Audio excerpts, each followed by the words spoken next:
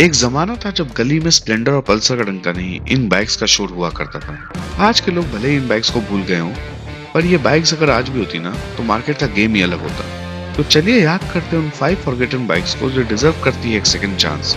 और हाँ, पहली और आखिरी बाइक मेरी भी फेवरेट है, तो लास्ट तक बने रहिएगा इस वीडियो में। बजाज की हुडी बाबा बाइक याद है? कैलिबर 115 या कैलिबर हुडी बाबा एक बहुत ही सटीक कम्यूटर बाइक थी, जिसमें माइलेज, परफॉर्मेंस, रिलायबिलिटी सब सही था। लेकिन हीरो होंडा के स्प्लेंडर और पैशन के सामने वो टिक नहीं पाई। फिर बजाज का भी फोकस पूरी तरीके से पल्सर और डिस्कवर पे आ गया, जिसपे कैलिबर बैक बर्नर पे ही रह के रह गई। लेकिन इसका एडवर्टीजमेंट आज भी लोगों को याद होगा, हुडी बाबा। एलएमएल सिर्फ स्कूटर नहीं बनाता था, बाइक्स भी बनाता था भाई। फ्रीडम उसकी बहुत ही पॉपुलर बाइक थी। जब वो लॉन्च हुई थी ना, तो उस टाइम की बाइक ये बिल्कुल अलग थी, स्टाइलिश, लाइट वेट और स्पोर्टी, और इसी वजह से इसकी सेल्स भी मस्त चलती थी। लेकिन अपडेट्स की कमी और बजाज हीरो के धमाकेदार ऑप्शन के सामने एलएमएल टिक ही नहीं पा रही थी, और धीरे धीरे ये बाइक भी मार्केट से गायब हो गई।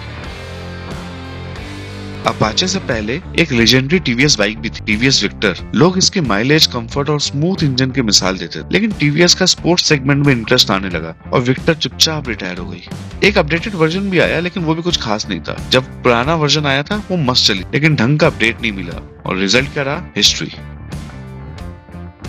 यामाहा आरएक्स और बजाज केबी 100 जैसे परफॉर्मेंस मशीन्स के सामने सुजुकी ने सैमुराई लॉन्च की, टैगलाइन की नो प्रॉब्लम। और सच में इसकी रिलायबिलिटी भी मस्त थी। लेकिन 2 स्ट्रोक इंजन्स एमिशन नॉर्म की वजह से बैन, और सुजुकी सैमुराई को इंडिया से बाय बाय बोलना पड़ा। तो भाई बाइक चलाने में नो प्रॉब्लम थी, पर उसको फ्यूचर में बहुत प्रॉब्लम होने वाली, इसलिए बाइक ही रिटायर हो गई।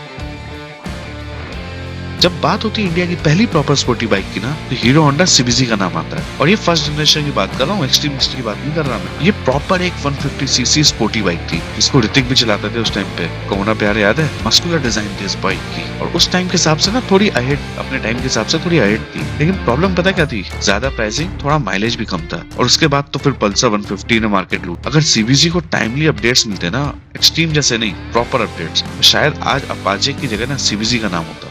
भाई ये थी वो 5 बाइक जो मुझे लगता है डिजर्व करती है एक सेकंड चांस। और इनमें से कोई बाइक अगर आपकी फैमिली या फ्रेंड्स में रही हो ना, कमेंट्स में जरूर बताओ। और ये भी बताओ आपके हिसाब से कौन सी ऐसी बाइक होनी चाहिए जो मैंने नाम नहीं लिया बट इस लिस्ट में होनी चाहिए, और कौन से इनमें से बाइक वापस आनी चाहिए। लाइक करो, शेयर करो, सब्सक्राइब करो और बेल आइकन को भी दबाओ ऐसे ही अपडेट्स के लिए।